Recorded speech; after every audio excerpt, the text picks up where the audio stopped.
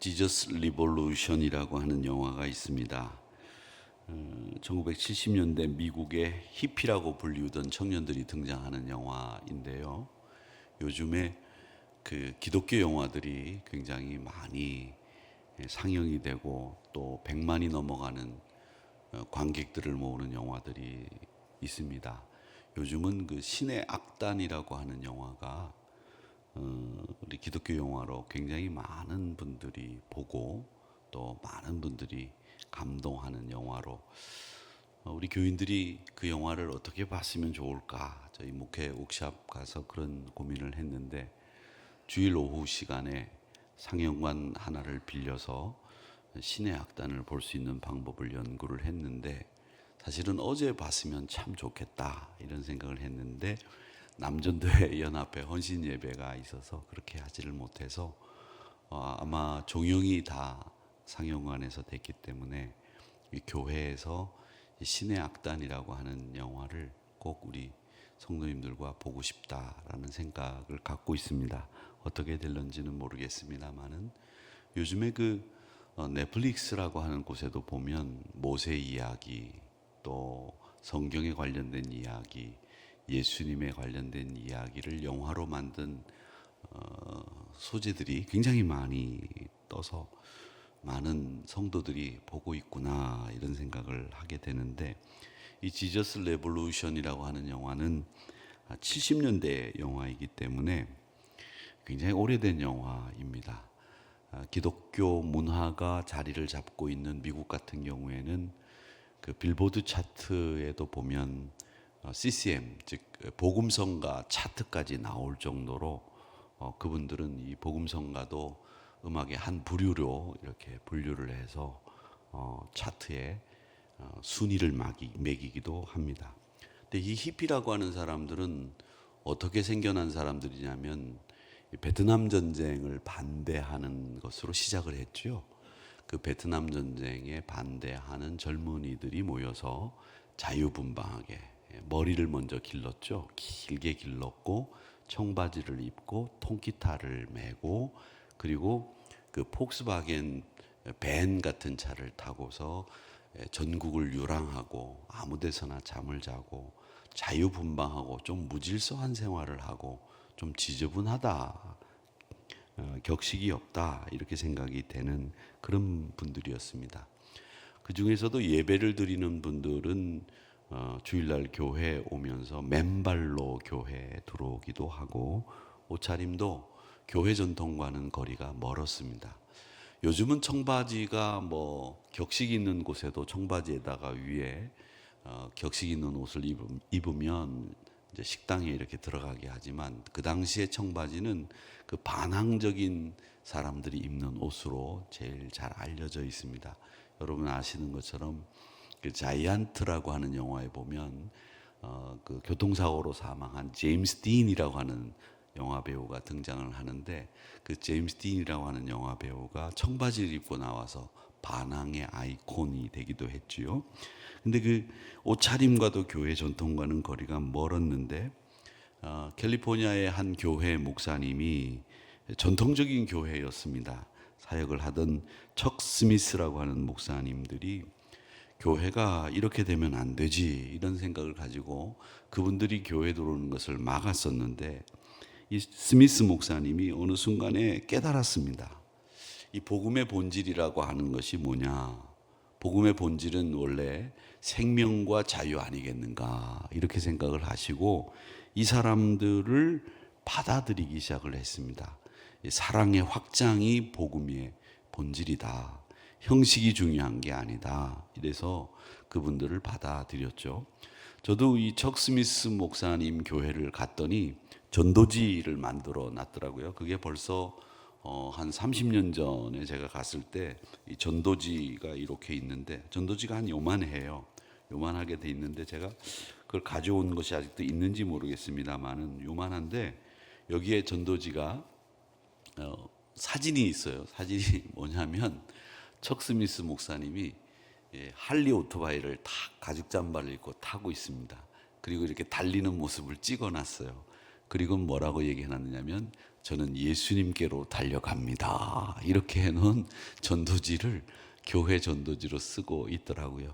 그래서 이 척 스미스 목사님이 할리 오토바이를 타면서 전도지를 만들어 놓은 것을 보고 저도 그때부터 그랬습니다마는 정신을 차려서 제가 지금은 해서는 안 되는 일로 생각하고 있습니다마는 전통을 내려놓고 문을 열었습니다. 그 척 스미스 목사님의 교회가. 그러자 교회가 살아나고 미국 청년 세대 부흥의 불씨를 일으키는 교회가 됐죠. 그래서 척 스미스 그러면 미국 청년 교회를 만든, 그리고 청년 교회라고 하는 이름을 만든 사람으로 알려져 있습니다. 오늘 본문이 바로 그 내용입니다. 형식이 하나님을 가리고 있는 것은 아니냐, 이걸 묻고 있는 겁니다. 우리는 율법이라고 하는 형식 아래 있는 바리새인들이 예수님으로부터 많은 지적을 받고 책망을 받은 것을 알고 있습니다. 그런데 그 예수님으로부터 책망받은 바리새인과 같은 일들을 우리가 간혹 우리도 하고 있다라는 것을 보게 되는 거죠. 본문은 이 본질과 형식이 충돌하는 그 과정을 다루고 있습니다. 예수님의 제자들이 안식일날 밀밭 사이로 지나가면서 이삭을 잘라 먹었습니다. 배가 고팠기 때문이죠. 12명의 장정과 예수님과 함께 다니는 이 13명이라고 하는 인원이 사실은 하루에 먹는 양만 해도 대단히 많이 먹었을 거다 생각을 합니다. 이 남자들이 많이 먹기로 따지자면 이 성장기에 있는 남자들은 말이죠. 제가 이렇게 보니까 우유 1리터짜리 우유, 이렇게 그 코스트코 홀세일에서 파는 큰 우유 있지 않습니까? 이거를 한 끼에 다 먹더라고요. 그래서 와, 이 자라는 아이들 먹는 건 진짜 대단하다 이런 생각이 들 정도로 그렇게 큰 통에 있는 우유를 한 번에 다 먹어요. 그러니까 13명의 장정이 다니면서 먹을 것을 수급을 하는 일이 쉽지 않았을 거라고 생각이 되는데 먹을 것이 없었던 모양이죠. 그리고 안식일 날 먹기가 쉽지 않았겠죠. 예수님 당시에 먹는 것이라고 하는 것은 하루에 2끼 먹으면 부자들이 먹는 거라고 말씀을 드렸죠. 보통 사람들은 하루에 1끼 정도를 먹을 정도로 다들 가난하고 어려웠습니다. 잘 먹는 것이 2끼를 먹었기 때문에 배가 고팠을 거예요. 그래서 안식일 날 이 밀밭을 지나가다가 이삭을 잘라 먹었다라고 하는 겁니다. 근데 이 율법 자체는 허용된 일이거든요. 배고픈 자가 이삭을 따먹는다, 이건 가능한 일이었습니다. 그런데 이 바리새인들은 이건 배고픈 사람이 먹는 것으로 간주하지 않고 추수하는 일로 간주를 했습니다. 그러니까 안식일 날 일을 하면 안 된다고 하는 규정에 위배되는 거다, 이렇게 판단을 하고 제자들을 책망하고 판단하고 정죄한 거죠. 그렇게 하는 것을 보고 율법이 무엇을 도대체 위해서 있느냐라고 하는 이야기를 지금 예수님은 우리에게 질문하고 있는 겁니다. 사람을 살리는 도구가 아니라 사람을 정죄하는 시스템이 돼버린 거예요. 유대인들에게, 바리새인들에게 율법이라고 하는 게. 여러분, 그렇습니다. 이 사람을 정죄하고 판단하는 정죄는, 이 시스템은 교회 안에 그리고 말씀 안에는 아무 데도 없어요. 그런데 유대인들이 사람을 정죄하고 판단하는 시스템을 율법을 이용해서 만든 거예요. 이건 완전히 인간적인 생각에서 비롯된 거다, 이렇게 말할 수 있습니다. 그걸 들으시고 난 뒤에 예수님이 뭐라고 얘기하시냐면 다윗 이야기를 꺼내시는 거예요. 도망다니던 다윗이 제사장만 먹을 수 있었던 이 진설병을 먹었었던 이 사건이 있었습니다. 그 사건을 들면서 배고프니까 먹는 것은, 제사장만 먹을 수 있는 것조차도 다윗이 먹을 수 있었던 것은 그 배고픔이라고 하는 것 때문이었다. 그 배고픔을 하나님은 용납하지 않으셨고, 누구나 형식에 얽매이지 않고 본질, 사랑의 확장과 또 이 복음이 가지고 있는 본질이라고 하는 것은 생명을 중시하는 본질이 이 복음의 본질이기 때문에 이걸 위해서라면 어떤 율법도 어떤 것도 가능하지 않고 패할 수 있다. 이걸 예수님이 말씀을 하시는 겁니다. 그러니까 하나님의 법은 생명의 필요를 위해서라면 어떤 것도 가능하다라고 하는 거죠. 그러니까 여러분, 복음이 가지고 있는 것은 자유함입니다. 복음이 가지고 있는 본질은 생명이라고 하는 겁니다. 복음이 가지고 있는 생명과 자유라고 하는 이 본질을 잃어버리면 안 된다라는 이야기를 하는 거죠. 그러니까 안식의 본질이라고 하는 게 뭡니까? 쉬는 것 아닙니까? 쉬는 것이 누구를 위해서 하나님이 쉬셨겠어요? 하나님이 일을 하시고 난 뒤에 피곤하셔서 안식일을 정하셨겠습니까? 아닙니다. 안식일은 온전히 오롯이 우리 인간이 6일 동안 일하고 난 뒤에 그들이 쉬어야 되는 것을 하나님은 잘 알고 계셨기 때문에 꼭 이날은 쉬어라. 우리 인간을 위한 제도가 안식일 제도이거든요. 그런데 그 인간을 위한 제도, 생명을 위한 제도, 자유를 위한 제도를 인간들이 스스로 옭아매면서 사람을 족쇄 채우는 시스템으로 바꾸었다. 그걸 예수님이 말씀하시고 있는 겁니다. 그러면서 예수님은 이어서 제사장들의 예를 들으는데, 제사장들은 안식일에도 성전에서 일을 합니다. 왜냐? 왜 제사장들이 안식일 날 일을 합니까? 그 일을 하는 이유는 더 크신 하나님을 섬기는 일 때문에 제사장이 안식일에 일을 하는 겁니다. 그리고 예수님은 결정적인 선언을 하시는데 그게 뭐냐면 성전보다 더 큰 사람이 여기 있다 이러면서 예수님을 말씀하시고 있는 겁니다. 이 말씀은 단순히 논쟁을 하기 위해서 말씀하신 게 아니에요. 예수님 자신이 성전이다라는 것을 선언을 하시는 것입니다. 그러면서 뭐라고 얘기하시냐면 나는 자비를 원하지 제사를 원하는 게 아니다. 이렇게 말씀을 하시고 있습니다. 율법의 목적이라고 하는 게 뭡니까? 율법의 목적은 사람을 배고파서 죽게 만드는 게 아니라 율법의 목적은 어떻게 하든지 배고픈 사람에게 밥을 먹이고 어떻게 하든지 올가매어 자유가 없는 사람들에게 자유를 허락해 주는 것이 율법이 갖고 있는 목적이다라고 하는 이야기를 하시고 있는 겁니다. 그러니까 우리가 무슨 행동을 하든지 간에 우리가 뭘 하든지 간에 이 일이 뭐 때문에 하는 일인지 이것만 알면, 즉 본질만 알면 우리가 잘못된 행동을 할 수가 없는 겁니다. 그런데 우리는 이 본질을 호도하고 항상 그 본질이 아닌 엉뚱한 일을 한다는 거죠. 제가 그런 경험들을 많이 하는데 교통경찰이 단속을 하는 것은 누구나 다 똑같이 이 교통 흐름에 맞추어서 안전하게 목적지까지 모든 사람들이 갈 수 있도록 법규를 만든 거예요. 그렇지 않습니까? 그런데 이 단속하기 위해서 법규를 만든 게 아님에도 불구하고 아침 시간에 보면 길이 쫙 막혀 있어요. 그 아침에 길이 쫙 막혀 있는데 거기서 교통 단속을 하는 거예요. 그 한 사람을 잡기 위해서 그 많은 사람들을 못 가게 만드는 것이 교통 단속이 해야 될 일일까? 이런 생각을 해보는 거죠. 교통 단속이라고 하는 것은 모든 사람이 편리하게 도로를 이용해서 목적지까지 편하게 갈 수 있도록 만드는 게 목적 아니겠습니까? 안전하고 빠르게, 그리고 모든 사람들이 원하는 곳으로 갈 수 있도록. 이래서 우리가 룰을 정해놓은 거예요. 빨간 불일 때는 쓰고 파란 불일 때는 가자. 뭐 이런 것들을 정해놓은 것은 그 본질이 바로 빠르고 편안하고 안전하게 라고 하는 그 원칙인데, 그걸 막아놓고 못 가게 하고 단속을 하는 것을 볼 때마다 참 어처구니 없다라는 생각이 들 때가 있어요. 예수님이 보셨으면 아마 혀를 찼을 겁니다. 그것처럼 율법이라고 하는 것은 그 목적이 뭐냐? 사람을 죽이는 게 아니라 사람을 살리는 거라는 겁니다.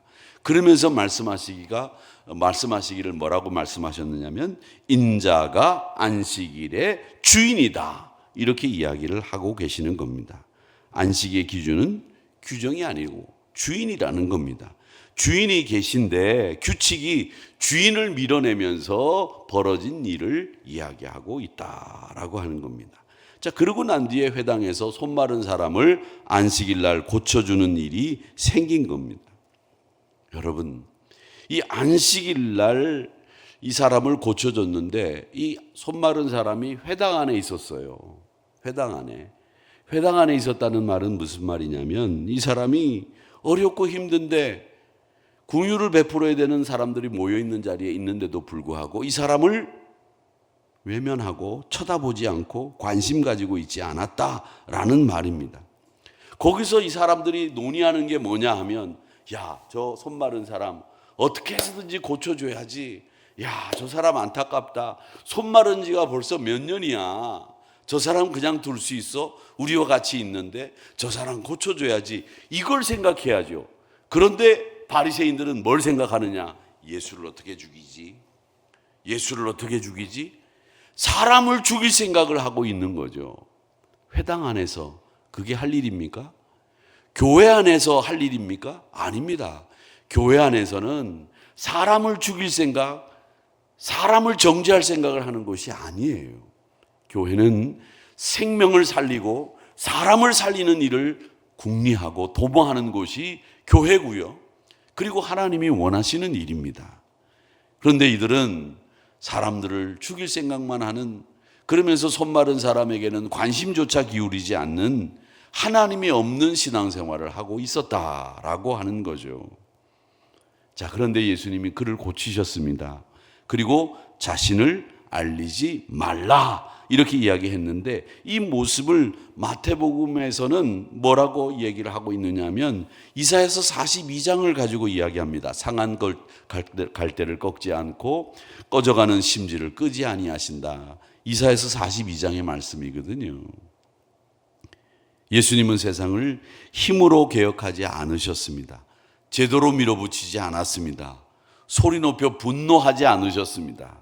상한 인생 곁에서 조용히 그들을 고쳐주시면서 그들과 함께 하시면서 예수님은 새로운 제도와 예수님이 이야기하시는 복음의 본질이 뭔가를 보여주신 거죠. 형식 때문에 다친 사람들, 종교 때문에 상처 입은 사람들, 꺼져가는 심지 같은 인생들을 온유와 자비로 품으시면서 예수님은 그들 곁에서 복음이 뭔지를 보여주고 있는 장면이 오늘 말씀입니다. 사랑하는 성도 여러분, 늘 우리는 생각해야 될 것이 뭐냐면, 이것의 본질이 뭐냐, 이게 도대체 뭘 이야기하느냐, 그 정체를 아는 일을 잘 하셔야 됩니다. 저는 그 젊은 목사님들에게 가끔 이런 얘기합니다. 네 편 내 편만 알아도 남자는 성공한다, 그런 얘기를 합니다. 이 어떻게 보면 이 정신없는 사람들이 네 편 내 편을 몰라요. 하나님 편에 서야 되는데, 예수님 편에 서야 되는데 예수님 편에 안 서요. 하나님 편에 안 서는 거죠. 그러니까 정확하게 네 편 내 편만 잘 알아도 우리가 승리할 수 있습니다. 사랑하는 성도 여러분, 내가 가고 있는 이 신앙의 길이 하나님 편에 선 길인지 아니면 하나님 편에 서지 않은 길인지 이것만 구별할 줄 알아도 우리는 신앙의 승리를 읽을 수 있다라고 하는 거죠. 그래서 주일에 우리가 교회 나오는 것은 전통을 유지하기 위해서 교회 나오는 게 아닙니다. 우리의 삶의 주인이 예수님이시기 때문에 주일날 예배를 드리는 건 내 삶의 주인이 예수님입니다, 이걸 고백하기 위해서 예수님을 만나러 뛰어나오는 거예요. 형식은 귀하고 소중한 일입니다만은, 그러나 전통도 소중하지만은, 그러나 하나님이 그 모든 것보다 더 크신 분이라고 하는 것을 여러분 잊지 마십시오. 하나님이 문제보다 크고 하나님이 형식보다 크고 하나님이 전통보다 크신 분이십니다. 그걸 우리 예수님은 우리에게 말씀해 주셨다라고 하는 것을 기억하시면서 참된 안식일, 참된 예배, 참된 우리의 신앙생활을 늘 경건하게 유지하시는 우리 한우리 성도님들이 되시기를 주님의 이름으로 축복하면서 이번 한 주간도 추운 날씨 속에서 승리하시고 건강하시기를 바랍니다. 내일이면 좀 더 풀린다고 하니까 말이죠. 여러분, 이번 겨울은 굉장히 많이 추운 것 같아요. 건강하게 승리하는 한 주간이 되시기를 주님의 이름으로 축복합니다.